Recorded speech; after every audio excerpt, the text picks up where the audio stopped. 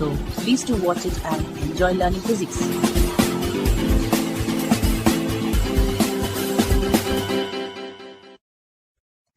Gauss law.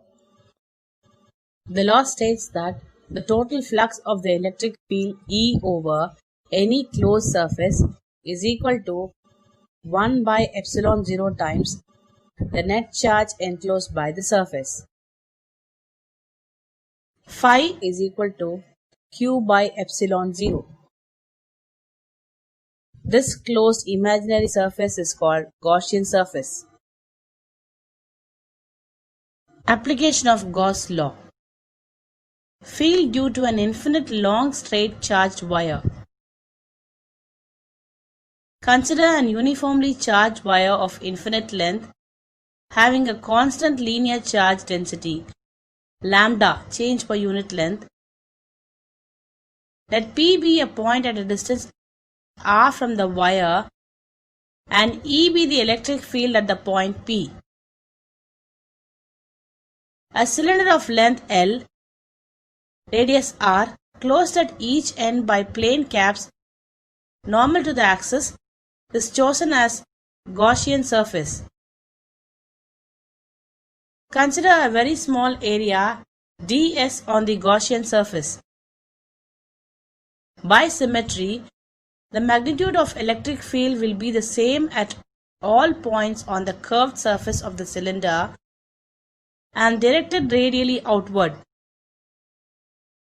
Vector E and vector ds are along the same direction. The electric flux phi through curved surface is equal to integral E ds cos theta. Phi is equal to integral E into ds, theta is equal to 0, cos theta is equal to 1. E is equal to 2 pi rl. The surface area of the curved part is 2 pi rl. Since vector E and vector ds are right angles to each other, the electric flux through the plane caps is equal to 0. Total flux through the Gaussian surface phi is equal to E into 2 pi rl. The net charge enclosed by Gaussian surface is Q is equal to lambda L. By Gauss law, E into 2 pi rl is equal to lambda L by epsilon naught, or E is equal to lambda by 2 pi epsilon naught r. The direction of electrical field E is radially outward if line charge is positive and inward if the line charge is negative.